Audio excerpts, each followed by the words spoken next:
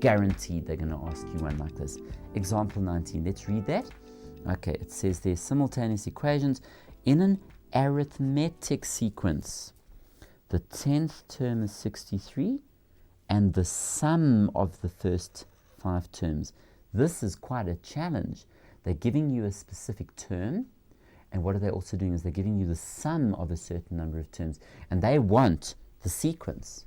Now you haven't got the first term, you haven't got the constant difference, so it becomes quite a challenge to deal with this. But this is actually not too bad. Let's have a look at the first thing. In an arithmetic sequence, the 10th term is 63. So we've got term 10 is equal to 63. That's important. But we also know that the sum of the first 5 terms is negative 105. Okay.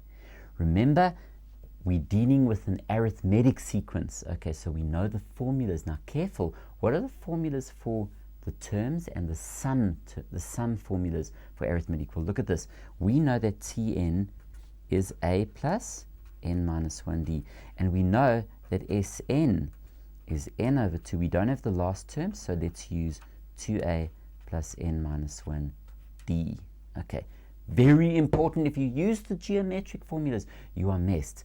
Please listen to me as well. Every single example that I'm doing, we are on example 19 now.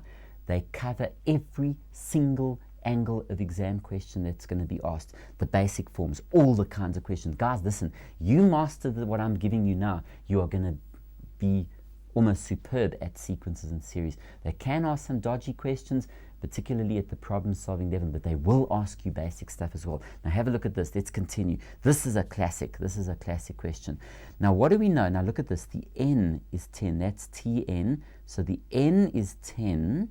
So let's go T10. Now we don't know A, we do know N, and we don't know D. But what do we know? We know that the term 10 is actually, this is 63. So 63 is A plus 9D. Okay, now, brilliant. I've got a funny feeling that simultaneous equations is going to come out of this wash here. Let's have a look. Okay, what about this one? Well, the n is 5, so S5 is 5 over 2.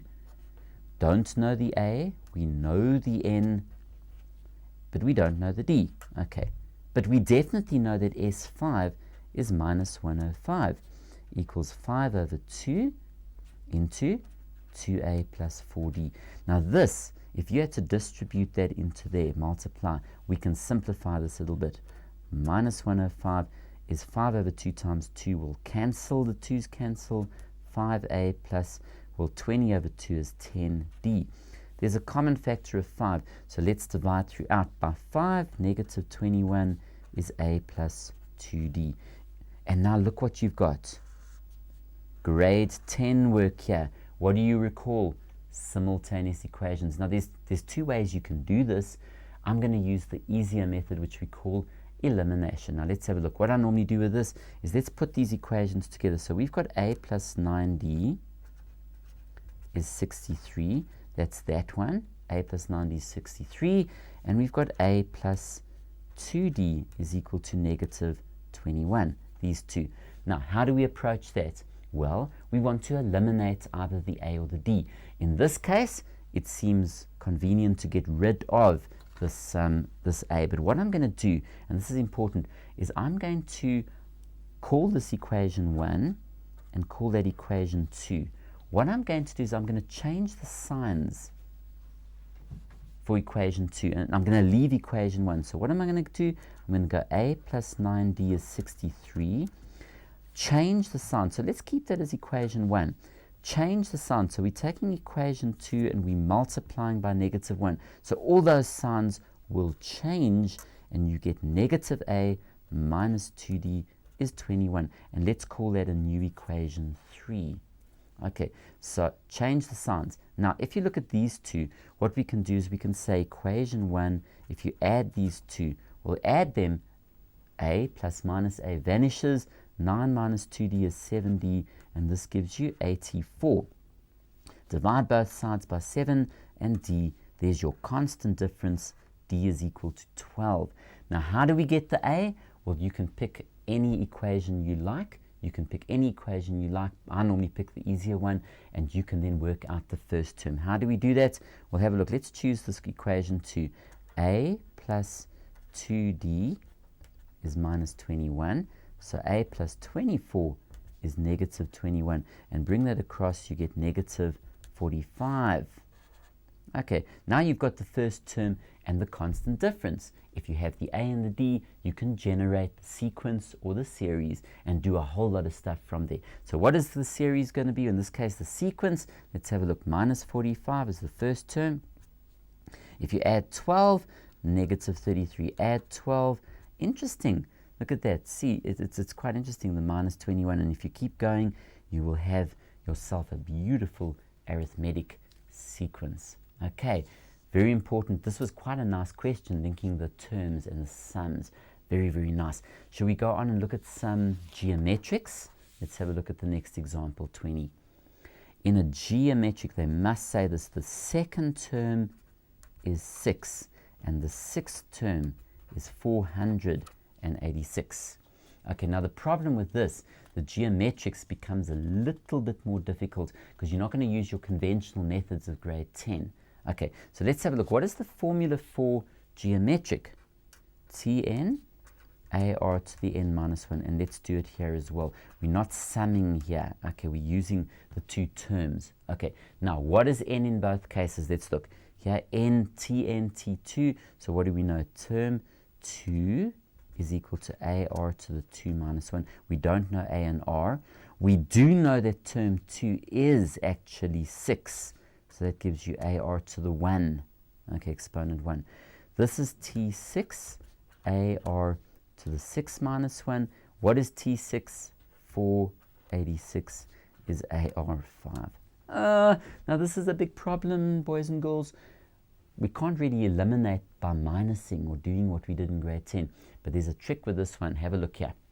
If you look at these equations, what I could do is I could take the big one. I could say AR5 divided by AR. Okay, now if you do that, we know that AR5 is 486. And we know that AR is 6. Now if you do that, exponent 1, the A's will cancel. You have R4 is equal to, now 486 divided by 6 is 81. Okay, now careful. Remember, what you can do is you can say R is equal to, because it's even. By the way, there's something I want to just quickly revise. Okay, which comes up, there's an equation where you get plus minus. Now it works like this. Okay, it works like this. I'm just going to write it down. If you've got the R to the exponent, an even number, is equal to, let's call it n as a number. Okay, now remember the n is going to be positive. We've got to work the n as positive. So I'm going to stipulate here n is bigger than naught. N is a positive number. You can say that r is plus minus the eventh root of n. N is, if it goes, by the way, if that n is negative, then of course there's going to be no solution. So careful. Let me just highlight this because this is so important. It's not really mentioned in many books. Watch this here. So if you've got r to the 4 is equal to negative 9. Okay, now you probably agree with me that that's even. R equals plus or minus the 4th roots of negative 9. If you try and work that out there, it will give you an error. This is actually non-real. Okay, what you then can deal with, if you look at r to the 4 as equal to 9, okay, you can go r is equal to plus minus the 4th root of 9. By the way, that would be, if you work it out, it's irrational and real. There is an answer for it. Okay, if you've got r to the 4 equals 81, okay, and this is the equation that we're dealing with here, that's positive, so it's plus minus the 4th root of 81. Work that out, it's plus minus, that's positive, that is most definitely the 4th root of 81 is going to be 3. Now you have two constant ratios here. By the way, another thing to be careful of is if you've got this, it works in all situations. If you've got r to the odd, like r cubed is equal to negative 27, you will not have plus minus. You just have the cubed root of negative 27, which of course is negative 3. Now, so this is the important thing, this one here. with the even where you get the plus minus. Okay, careful with that. If you want the one with odd, if it's r to the odd equals a number, n, it doesn't matter what n is. The r will be the odd root of n. Okay, it works like a charm, this thing. Okay, so that you don't really matter, it'll always work out. But this one, the n's got to be positive if you want it to work out. Otherwise, you get a non-real situation if that's negative. That's irrational because you can't fourth root it nicely, but it's still real. Okay, but this one works out beautifully. R to the even is a positive number plus minus the fourth root of 81, and you get two constant ratios. Okay, which of course means that now if we've got two values for r, we can get two values for a. So what equation am I going to pick? Let's have a look. We've got r is equal to 3. Okay, let's have a look. R is equal to 3 and r is equal to negative 3. Now which equation would be good to use? I think that one, because that's a bit complex. So let's use this guy. And what do we know? Well, easily 6 equals a multiplied by r. So 2 is equal to a. 6 equals a times r, so negative 2 is equal to a. So once we've got that, of course, we now can generate two geometric sequences. Okay, what's the first one? 2 multiplied by 3 gives you 6, 18 going on, and the other one would be negative 2 multiplied by 3 minus 3 gives you 6, and so we go on.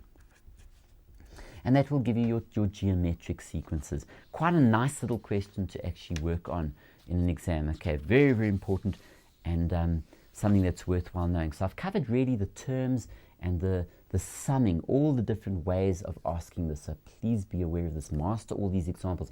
I'm trying to push into this DVD as much as possible so that you really get your money's worth and that you are well prepared for this wonderful topic in an exam.